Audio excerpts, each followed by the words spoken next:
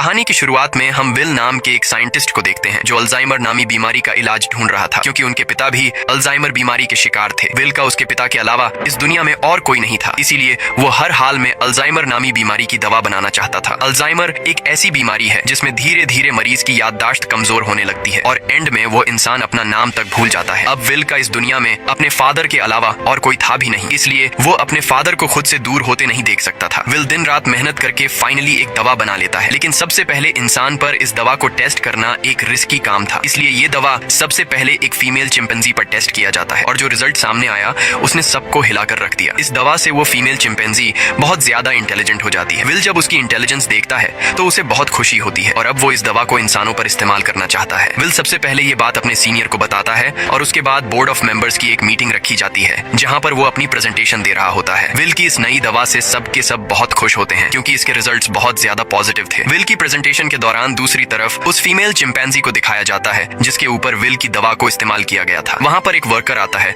जो उसे वहां से दूसरी जगह शिफ्ट करना चाहता है, लेकिन आज उस चिंपैंजी का नेचर थोड़ा अलग था। वो उस जगह से दूसरी जगह शिफ्ट नहीं होना चाहती थी। जब वर्कर जबरदस्ती करता है तो उस चिंपैंजी को बहुत गुस्सा आता है। वो उस वर्कर का हाथ पकड़ लेती है और उसके बाद वहां से निकलकर चारों तरफ तोड़फोड़ करना शुरू कर देती है। वो काबू से बाहर हो गई और उस जगह पहुंच जाती है जहां पर बोर्ड ऑफ मेंबर्स की मीटिंग चल रही होती है। यहाँ पर विल चाहकर भी उसे कंट्रोल नहीं कर पाता क्योंकि ये चिंपैंजी बहुत ज्यादा गुस्से में होती है, इसलिए इस चिंपैंजी को गोली मारनी पड़ती है जिससे उस चिंपैंजी की मौके पर ही मौत हो गई। इस हादसे के बाद बोर्ड के मेंबर्स ने ये माना कि विल की दवा की वजह से ये चिंपैंजी एग्रेसिव हो गई थी और अब चिंपैंजी की मौत के साथ साथ विल का ये पूरा का पूरा एक्सपेरिमेंट भी पूरी तरह से खत्म हो गया है। बोर्ड के मेंबर्स ने लैब में रखे सारे चिंपैंजी को मारने का हुक्म दिया क्योंकि उन पर भी विल की बनाई हुई दवा का इस्तेमाल किया गया था। हालांकि विल अपने बॉस को कन्विंस करने की कोशिश करता है कि मेरी दवा में कोई प्रॉब्लम नहीं है, लेकिन उसका बॉस साफ साफ मना कर देता है। वो कहता है कि अगर तुम्हारी दवा में प्रॉब्लम नहीं होती तो वो चिंपैंजी इतना ज्यादा अग्रेसिव नहीं होती। विल की 5 सालों की एक्सपेरिमेंट अब जाया हो गई थी। वो अंदर लैब की तरफ जाता है, तभी उसके पास लैब का केयर टेकर आता है और उसे बताता है कि आपकी दवा में कोई भी प्रॉब्लम नहीं है। दरअसल चिंपैंजी आपकी दवा की वजह से अग्रेसिव नहीं हुई थी, बल्कि उसने उसी वक्त एक बच्चे को जन्म दिया था जिस वजह से वो गुस्से में आ गई थी क्योंकि उसे वहां से शिफ्ट किया जा रहा था। और अब विल को पूरी बात समझ में आ जाती है। वो वर्कर उसे कहता है कि मैंने बॉस के कहने पर उन सारे चिंपैंजीज को मार दिया और उस बच्चे को नहीं मार पाया जो अभी अभी पैदा हुआ है। उसके बाद विल बिना किसी को बताए चुपके से उस बच्चे को अपने घर ले आता है जहाँ पर विल के फादर भी होते हैं। और यहाँ पर हमें दिखाया जाता है कि ये चिंपैंजी का बच्चा छोटा तो है लेकिन उसका दिमाग इंसानों की तरह तेज है। बहुत जल्दी वो विल के पिता से घुल मिल जाता है और विल के पिता उसे नाम देते हैं सीजर। धीरे धीरे 3 साल बीत जाते हैं और अब वो चिंपैंजी का बच्चा जिसका नाम सीजर है वो बहुत ज्यादा स्मार्ट हो चुका है। वो पढ़ सकता है, गेम्स खेलता है और बिल्कुल इंसानों की तरह हर एक काम को करता है। बस वो सिर्फ एक चीज नहीं कर सकता और वो है इंसानों की तरह बोलना, पर वो इंसानों की बातचीत को अच्छी तरह से समझ सकता है। वहीं विल के पिता को दिखाया जाता है जिनकी अल्जाइमर बीमारी की वजह से दिमागी हालत काफी ज्यादा खराब हो चुकी है, यहाँ तक कि उनकी नर्स भी उनका ध्यान रखने से मना कर देती है। वो विल से कहती है कि तुम्हारे पिता को अब हॉस्पिटल की जरूरत है, घर पर उनका टेक केयर नहीं किया जा सकता। विल अपने पिता की हालत देखकर उसे बहुत दुख होता है और अगले दिन जब वो लैब में जाता है तो चुपके से उस दवा को लेकर आता है जो उसने सीजर की मॉम को और बाकी चिंपैंजीज को दी थी और ये दफा उसने स्पेशली अपने पिता के अल्जाइमर बीमारी के लिए बनाई थी। वो जानता था कि उसके पिता का बचना अब नामुमकिन है, इसलिए वो ये रिस्क लेता है और अपने पिता को अल्जाइमर की वो दवा इंजेक्ट कर देता है। विल के पिता पहले इंसान होते हैं जिनके ऊपर इस अल्जाइमर की दवा को यूज किया जाता है। विल रात भर सो नहीं पाता क्योंकि उसे डर लगता है कि कहीं उसके पिता को कुछ हो न जाए। और अगली सुबह विल देखता है कि उसके पिता पियानो बजा रहे हैं। वो पूरी तरह से ठीक हो चुके हैं। विल ये देखकर बहुत खुश होता है, यानी उसकी दवा ने उसके पिता को पूरी तरह से ठीक कर दिया है। वहीं हमें सीजर को दिखाया जाता है जो खिड़की से कुछ बच्चों को साइकिल चलाते हुए देखता है। सीजर का भी मन करता है कि वो भी उन बच्चों की तरह साइकिल चलाए, इसलिए वो पड़ोस के घर में चला जाता है,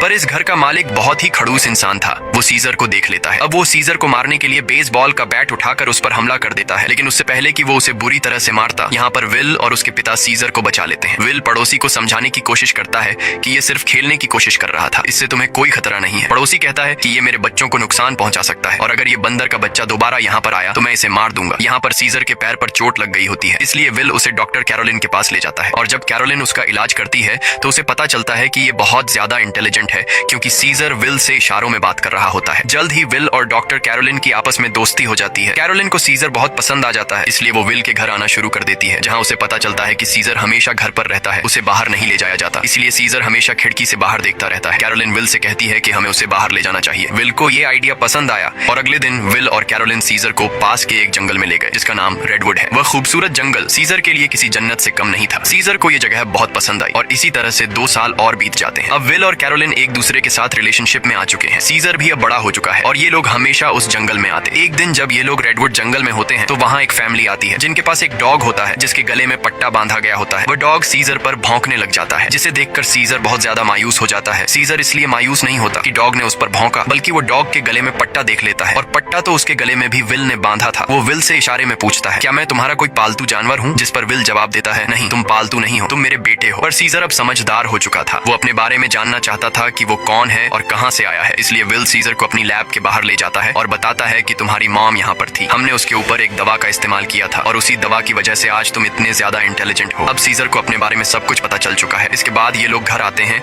जहाँ पर विल के पिता को दिखाया जाता है, जिनकी अल्जाइमर बीमारी अब वापस पहले जैसी हो चुकी है। वो चम्मच के उल्टे तरफ से खाना खाने लगा। विल समझ गया कि अब इस दवा ने उसके पिता के दिमाग पर असर करना छोड़ दिया है। इस बात से विल बहुत परेशान होता है और जब विल काम पर गया होता है तो विल के पिता का गाड़ी चलाने का मूड हो जाता है, लेकिन अल्जाइमर बीमारी की वजह से वो भूल चुके होते हैं कि गाड़ी को ड्राइव कैसे किया जाता है। जब वो कार स्टार्ट करता है तो उसे कार कंट्रोल नहीं हो पाती, इसलिए वो सीधा जाकर अपने पड़ोसी की गाड़ी को टक्कर मार देता है। पड़ोसी जब यह सब कुछ देखता है तो वो जल्दी से बाहर आ जाता है। ये वही पड़ोसी है जिसने कुछ साल पहले सीजर को मारा था और अब वो विल के पिता को कॉलर से पकड़कर गाड़ी से बाहर निकालता है, उन्हें मारने लगता है। तभी अचानक खिड़की से सीजर की नजर उन पर पड़ती है और जब वह देखता है कि उनका पड़ोसी विल के पिता को मार रहा है तो वह अपने आप को कंट्रोल नहीं कर पाता। वो बाहर आता है और उस पर हमला कर देता है। सीजर इतना गुस्से में आ गया होता है कि वो उस पड़ोसी की उंगली काट लेता है, जिसके बाद उनका पड़ोसी विल के चिंपैंजी सीजर पर कोर्ट में केस करता है। इसीलिए कोर्ट ये फैसला करती है कि अब सीजर को घर पर नहीं रखा जा सकता। तब यहाँ एनिमल कंट्रोल टीम आती है और वो सीजर को उस जगह ले जाते हैं जहाँ पर और भी चिंपैंजीज रहते हैं। सीजर को लगा कि वो यहाँ घूमने के लिए आया है, इसलिए वो एक्टिविटी हॉल को देखकर खुश था, लेकिन उसे पता नहीं था कि अब वो यहाँ हमेशा के लिए कैद रहने वाला है। सीजर जब विल को यहाँ से जाते देखता है तो वो उसके पास दौड़कर आता है, लेकिन अब सीजर उस जगह में कैद हो चुका था। सीजर विल के पास आया और शीशे के दूसरी ओर से इशारे करने लगा कि मुझे भी अपने साथ ले चलो, लेकिन विल मजबूर है और वो कहता है कि तुम्हें अब यहीं पर रहना होगा। इस बात से सीजर को बहुत दुख होता है और विल उसे यहीं पर छोड़कर चला जाता है। दूसरी तरफ विल के पिता को दिखाया जाता है, जो एक बार फिर पूरी तरह से अल्जाइमर के शिकार हो चुके हैं और विल अब पहले से भी ज्यादा स्ट्रॉन्ग दवा बनाएगा ताकि वह अपने पिता की बीमारी को हमेशा के लिए ठीक कर दे। विल यह बात अपने बॉस को बताता है कि वह दवा जो मैंने पहले बनाई थी, मैंने अपने पिता के ऊपर इस्तेमाल की थी। वो पूरी तरह से ठीक हो गए थे, लेकिन ज्यादा वक्त तक नहीं। अब वो दोबारा से कमजोर हो रहे हैं, इसलिए अब मैं पहले से भी ज्यादा स्ट्रॉन्ग दवा बनाना चाहता हूँ। उसका बॉस उसे इजाजत दे देता है। दूसरी तरफ सीजर को दिखाया जाता है, जो बहुत ही ज्यादा उदास था। उसे उम्मीद थी कि जल्द विल आकर उसे घर ले जाएगा। वो सामने की दीवार पर चौक से एक ड्राइंग बनाता है, जो कि उस खिड़की का नक्शा था जिससे वो अपने घर से बाहर देखा करता था। वो अपने घर को बहुत ज्यादा मिस कर रहा था। इधर विल दिन रात कड़ी मेहनत के बाद वो दवा बना लेता है। अब इस दवा को एक चिंपैंजी पर यूज करने की तैयारी की जाती है और जब दवा को उसकी बॉडी में इंजेक्ट किया जा रहा होता है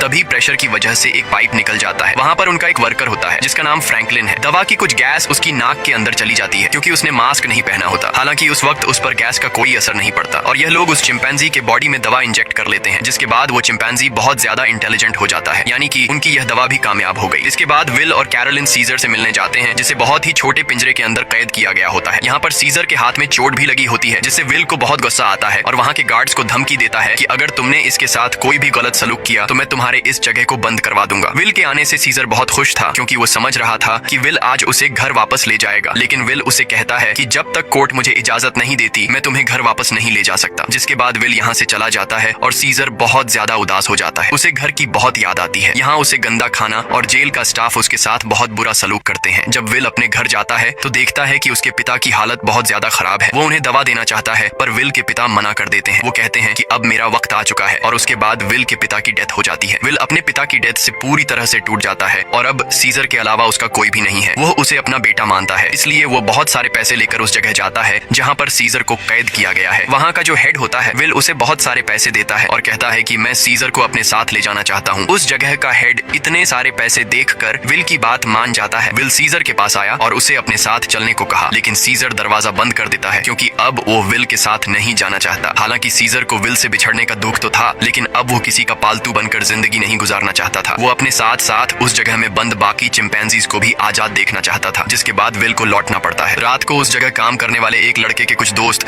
यहाँ पर चिंपैंजीज को देखने के लिए आते हैं और जब इनमें से एक लड़का सीजर के पास आता है तो सीजर उसे पकड़कर अपनी तरफ खींचता है और उसकी जेब से चाकू निकाल लेता है। उस चाकू से सीजर रात को अपने सेल का गेट खोल लेता है। उसके बाद वो सेल से निकलकर चुपके से छत के रास्ते से होते हुए सीधा विल के घर पहुंच जाता है, जहाँ पर उसे वो नई दवा मिल जाती है जो विल ने अल्जाइमर के नए पेशेंट्स के लिए बनाई थी। और अब इस दवा को लेकर वापस वो उसी जगह आ जाता है जहाँ पर बाकी चिंपैंजीज को कैद किया गया है और वहाँ पर उस दवा को खोल देता है जिससे सारी की सारी गैस चिंपैंजीज इनहेल कर लेते हैं, जिसके बाद सब के सब चिंपैंजीज सीजर की तरह इंटेलिजेंट हो जाते हैं। उनके अंदर सोचने समझने की शक्ति आ जाती है और सीजर का पहला मिशन भी यही था कि सब चिंपैंजीज मेरी तरह इंटेलिजेंट हो जाएं, तभी हम सब इस जगह से भाग पाएंगे। और वो ऐसा करने में कामयाब हो गया। लेकिन दूसरी तरफ फ्रैंकलिन, जिसका गलती से वो गैस नाक के जरिए अंदर चली गई थी, उसकी डेथ हो जाती है। इसका मतलब ये है कि यह दवा सिर्फ चिंपैंजीज पर असर करती है और इंसानों को यह दवा मार देती है। वहीं सीजर को दिखाया जाता है जो अब बाकी चिंपैंजीज के साथ उस जगह से भागना चाहता है, लेकिन तभी वहाँ का एक वर्कर जो सब चिंपैंजीज को बहुत टॉर्चर किया करता था वो आ जाता है और जब वो अपनी करंट वाली स्टिक से उन्हें करंट लगाने की कोशिश करता है तो सीजर उसका हाथ पकड़ लेता है। वो कहता है कि अपने गंदे हाथ मुझसे दूर रखो और यहाँ पर पहली बार सीजर बोलता है नो। इसके बाद सीजर उसे पंच मारकर वहीं पर गिरा देता है और बाकी सब चिंपैंजीज को आजाद कर देता है। वो वर्कर उठकर एक बार फिर से अपनी इलेक्ट्रिक स्टिक लेकर उनकी तरफ बढ़ता है, लेकिन सीजर उस पर प्रेशर से पानी खोल देता है जिससे उसे करंट लगने से उसकी मौत हो जाती है। इसके बाद सीजर सब चिंपैंजीज को लेकर पास के एक जू में पहुंच जाता है। वो वहां के सभी चिंपैंजीज को आजाद करके अपनी टीम में शामिल कर लेता है और अब ये सब के सब विल की लैब में पहुंच जाते हैं। वहां पर भी बहुत सारे चिंपैंजीज होते हैं, ये उन्हें भी आजाद कर देते हैं और अब इन सब की एक टीम बन चुकी है। वहीं विल, जिसे सीजर की बहुत ज्यादा याद आती है, वह उस जगह कॉल करता है जहां पर सीजर को कैद कर रखा गया था, पर उसका कॉल कोई रिसीव नहीं करता। इसलिए वह जल्दी से कैरोलिन के साथ वहां पर पहुंच जाता है। वो देखते हैं कि यहाँ पर तो एक भी चिंपैंजी मौजूद नहीं। तभी उन्हें एक जख्मी वर्कर दिखाई देता है। विल उससे पूछता है कि यहाँ पर क्या हुआ। वह बताता है कि तुम्हारा सीजर सबको अपने साथ ले गया और वह पहली बार बोला भी था। ये सुनकर विल बहुत ज्यादा परेशान हो जाता है और अब वह समझ जाता है कि सीजर अपने सभी साथियों के साथ रेडवुड जा रहा है जहाँ पर बचपन में उसे ले जाया करता था। सीजर शहर के रास्ते से अपने साथियों के साथ आगे की तरफ बढ़ रहा होता है। रास्ते में एक ब्रिज आता है जहाँ पर पुलिस उनका रास्ता रोक लेती है और इसके बाद चिंपैंजीज और पुलिस के बीच में एक बहुत बड़ी फाइट होती है। हालांकि सीजर का मकसद इंसानों को चोट पहुंचाना नहीं था, बल्कि अपने चिंपैंजी भाइयों को आजाद करके उन्हें रेडवुड जंगल तक पहुंचाना था। उनके ऊपर हेलीकॉप्टर से हमला किया जाता है और जब सीजर को नुकसान पहुंचने वाला होता है तो तभी वहां पर एक गोरिल्ला हेलीकॉप्टर के ऊपर कूद जाता है और हेलीकॉप्टर को क्रैश कर देता है, जिससे उसकी जान चली जाती है। और तभी वहां पर कोबा नामी चिंपैंजी आता है। कोबा वही चिंपैंजी है जिसकी बॉडी पर लैब में एक्सपेरिमेंट किया गया था, जो उस आदमी को मार देता है जो हेलीकॉप्टर से उन पर गोलियां चला रहा था। यहाँ जब एक गोरिल्ला पुलिस वाले को चीरने वाला था तब सीजर उसे रोक लेता है, क्योंकि सीजर पुलिस वालों को रोकना चाहता था, उन्हें मारना नहीं। अब ये सब के सब ब्रिज को क्रॉस कर रेडवुड पार्क पहुंच जाते हैं, जहाँ पर विल भी कुछ देर में पहुंच जाता है। वो सीजर को आवाजें देने लगता है। इस दौरान एक दूसरा चिंपैंजी विल पर हमला करने वाला होता है कि तभी सीजर उसे रोकता है। विल सीजर से कहता है कि तुम मेरे साथ घर चलो, नाराजगी छोड़ दो, नहीं तो पुलिस तुम सबको मार देगी। सीजर विल को अपने गले लगाता है और उसके कान में कहता है कि अब यही मेरा घर है। और विल समझ जाता है कि सीजर को उसकी दुनिया मिल चुकी है, वह उसके साथ लौट कर नहीं आएगा। विल सीजर से कहता है ठीक है, ये तुम्हारी जिंदगी है, जी लो इसे। जिसके बाद विल सीजर को यहीं छोड़कर चला जाता है। अब सीजर और उसके साथियों की यह एक नई दुनिया है और सीजर इन सब का लीडर है। वहीं हमें विल के पड़ोसी को दिखाया जाता है जिसकी उंगली सीजर ने काटी थी और अचानक उसकी नाक से खून निकलने लगता है। दरअसल फ्रैंकलिन, जो विल का कोलीग था जिसने एक्सपेरिमेंट के दौरान गैस इनहेल कर ली थी, वो ये सब कुछ बताने के लिए विल के घर आया था। लेकिन विल घर पर न होने की वजह से फ्रैंकलिन उसके पड़ोसी के पास गया। अचानक उसे खांसी आई जिससे खून के छींटे उसके ऊपर गिर गए और अब ये भी उस वायरस से इन्फेक्टेड है। दरअसल ये एक पायलट होता है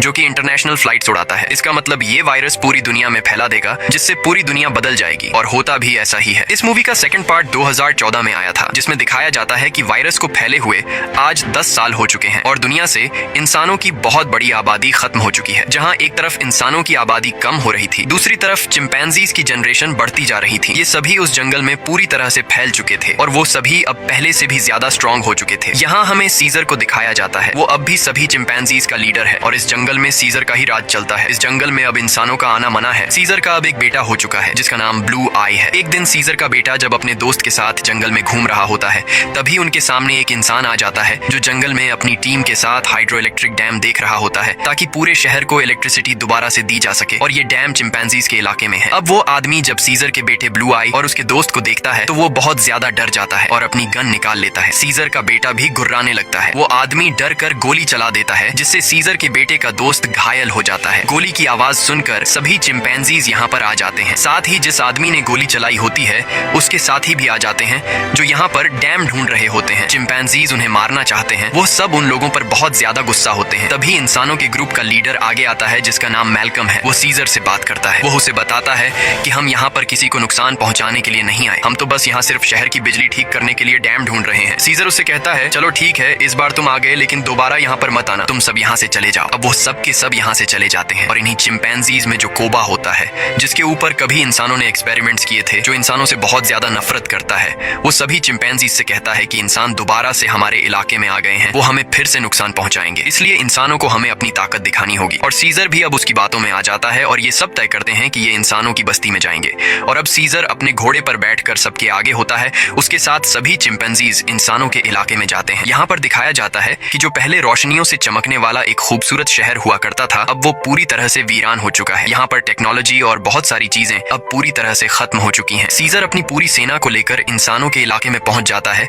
जहाँ पर मैल्कम एक बार फिर से सीजर के सामने आता है और वो सीजर से कहता है कि हम तुमसे माफी मांग चुके हैं। सीजर कहता है कि आज के बाद अगर हमारे इलाके में कोई भी आया तो हम उसे मार देंगे। हम युद्ध नहीं चाहते, लेकिन अगर इंसानों ने दोबारा हमारे इलाके में आने की कोशिश की तो हम किसी को नहीं छोड़ेंगे। यहाँ पर कोबा भी होता है। कोबा चाहता है कि वो इंसानों से युद्ध लड़े, लेकिन सीजर इंसानों को वार्निंग देकर यहाँ से पूरी सेना के साथ निकल जाता है। वही मैल्कम को दिखाया जाता है जो बहुत ज्यादा परेशान होता है, क्योंकि जिस जगह में ये लोग रह रहे थे वहां पर बिजली नहीं थी और उनका पावर प्लांट खास उसी जगह में था जहां पर चिंपैंजीज का इलाका था। वहां पर जाना मतलब अपनी मौत को दावत देना है। लेकिन सारी जिंदगी ये लोग बिना इलेक्ट्रिसिटी के तो नहीं रह सकते थे, इसलिए उन्हें हर हाल में वहां पर जाकर बिजली ठीक करनी थी। मैल्कम अपने सीनियर से कहता है कि हमें एक बार सीजर से बात करके देखना चाहिए, क्या पता वो हमारी तकलीफ को समझ ले। जिसके बाद मैल्कम अपनी फैमिली और एक ग्रुप लेकर वहां जंगल के बाहर पहुंच जाता है। मैल्कम जब सीजर को अपनी सारी सिचुएशन बताता है तो सीजर समझ जाता है, क्योंकि वो इंसानों के साथ रह चुका है। उसे पता है कि इलेक्ट्रिसिटी का मतलब क्या है और इंसानों के लिए वो कितनी जरूरी है। सीजर कहता है ठीक है, तुम लोग अंदर आ सकते हो, मगर एक शर्त पर, तुम्हें सारे हथियार हमारे हवाले करने होंगे। मैल्कम मान जाता है और अब अपनी टीम के साथ वो उस जगह पहुंच जाता है जहां पर पावर प्लांट है और इसके बाद ये लोग वहां पर काम करना शुरू कर देते हैं। मैल्कम की वाइफ और उसका बेटा चिंपैंजीज के बच्चों से बहुत जल्दी घुल मिल जाते हैं और जब ये लोग पावर प्लांट पर काम कर रहे होते हैं तभी एक चिंपैंजी को वहां पर छुपी हुई एक गन मिलती है और वो गन सीधा वो लेकर जाता है सीजर के पास। और जब सीजर को पता चलता है कि इंसान अपने साथ छुपाकर यहाँ पर गन लाए हैं तो उसका गुस्सा एक बार फिर से भड़क जाता है और वो मैल्कम और उसके साथियों से कहता है तुम जंगल छोड़कर चले जाओ। लेकिन तभी सीजर को पता चलता है कि उसकी पत्नी, जो बहुत लंबे समय से बीमार थी, मैल्कम की पत्नी ने उसे दवा दी थी जिससे अब वो पूरी तरह से ठीक हो गई। ये देखकर सीजर इंसानों को एक और मौका देता है। वो कहता है तुम्हारे पास एक दिन और है, तुम इस पूरे पावर प्लांट को ठीक कर सकते हो और इसके बाद यहाँ से चले जाना। दरअसल मैल्कम का एक साथी जो कभी एक पुलिस ऑफिसर हुआ करता था, उसे चिंपैंजीज पर बिल्कुल भरोसा नहीं है। वो उनसे नफरत करता है और वो यहाँ पर गन्स लेकर आया होता है। उनके पास और भी गन्स होते हैं और जब ये लोग गन्स एक दूसरे को पास कर रहे होते हैं तो ऊपर से कोबा देख लेता है। कोबा गुस्से से लाल हो जाता है कि ये इंसान तो बिल्कुल भी भरोसे के लायक नहीं है और कोबा इंसानों से बहुत ज्यादा नफरत करता है और वो जल्दी से सीजर के पास जाता है। वो उसे बताता है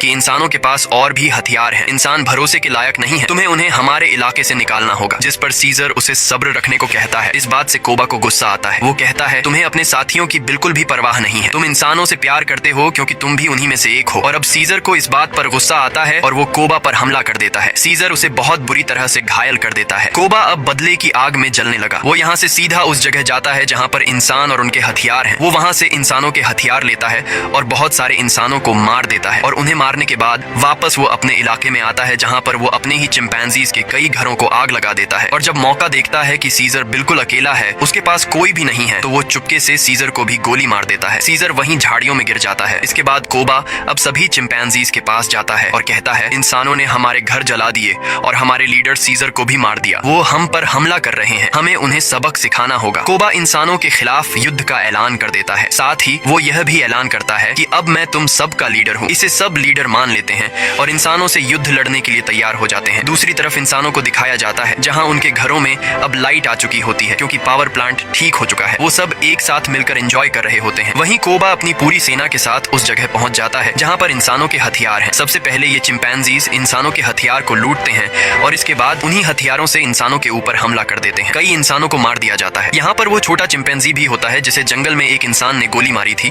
और अब कोबा उसे हथियार देता है और कहता है तुम्हें इंसानों को मारना होगा, पर वह मना कर देता है क्योंकि सीजर ने उसे सिखाया था कि कभी भी किसी भी इंसान पर बिना वजह हमला मत करना। और जब वो बच्चा कोबा का ऑर्डर नहीं मानता तो कोबा उसे मार देता है। साथ ही जो चिंपैंजीज उसका हुक्म नहीं मानते वो उन्हें कैद कर लेता है। वही जंगल में मैल्कम और उसकी वाइफ शहर की तरफ आ रहे होते हैं। तभी वहाँ पर उन्हें सीजर दिखता है जो बहुत बुरी तरह से घायल होता है। वो सीजर को अपनी गाड़ी में बैठाकर अपने घर ले आते हैं। वो उसका ट्रीटमेंट करता करते हैं और सीजर का अच्छी तरह से ख्याल रखते हैं, जिससे सीजर की जान में दोबारा जान आ जाती है। सीजर के होश में आने के बाद वो उन्हें बताता है कि मेरे पर हमला मेरे साथी ने किया है, जिसका नाम है कोबा। मैल्कम को भी यहाँ पर पूरी बात समझ में आ जाती है। सीजर पूरी तरह से ठीक नहीं था, इसीलिए उसे पूरी तरह से रिकवर करने के लिए मैल्कम मेडिसिन लाने के लिए स्टोर पर जाता है और तभी उसके सामने सीजर का बेटा आ जाता है, जिसके हाथ में गन होती है। वो मैल्कम को शूट करने वाला होता है कि मैल्कम उसे बता देता है, तुम्हारे पिता सीजर अब भी जिंदा हैं, वो हमारे पास हैं और उन्हें और किसी ने नहीं बल्कि कोबा ने शूट किया है। इसके बाद मैल्कम सीजर के बेटे को अपने घर ले आता है। वो अपने पिता को जिंदा देखकर बहुत खुश हो जाता है, जहाँ पर सीजर का बेटा सीजर को बताता है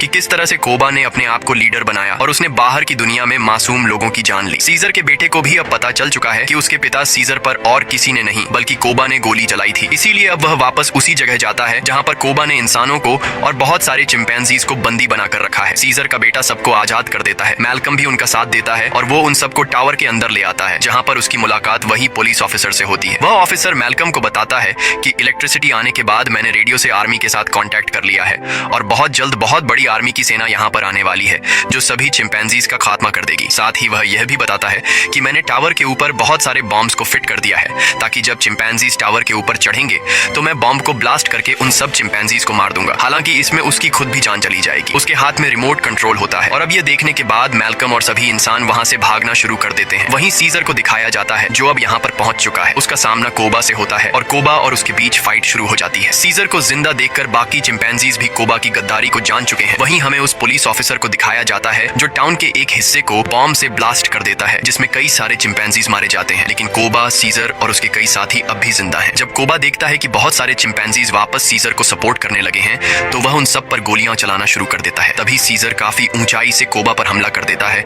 और उसे बिल्डिंग से नीचे धकेल देता है। कोबा लोहे की रॉड से लटक जाता है। अब वह सीजर से कहता है, प्लीज मुझे बचा लो, जिसके बाद सीजर उसका हाथ पकड़ लेता है, लेकिन कोबा ने जो किया है उसे माफ नहीं किया जा सकता। इसीलिए सीजर उसका हाथ छोड़कर उसे नीचे गिरा देता है, जिससे उसकी मौत हो जाती है। और अब मैल्कम और सीजर एक दूसरे के सामने होते हैं। ये दोनों एक दूसरे से हाथ मिलाते हैं, यानी कि यह दोनों अब अच्छे दोस्त हैं, जैसे कभी सीजर विल का हुआ करता था। मैल्कम सीजर को बताता है कि बहुत जल्दी यहाँ पर आर्मी आने वाली है, तुम सबको यहाँ से निकलना होगा ताकि इस जंग को रोका जा सके। सीजर कहता है कि अब इंसानों और चिंपैंजीज के बीच जो वॉर है उसे कभी खत्म नहीं किया जा सकता। इसी के साथ यह कहानी खत्म हो जाती है। अगर वीडियो आपको अच्छी लगी हो तो हमारे चैनल को सब्सक्राइब और वीडियो को लाइक जरूर कीजिएगा।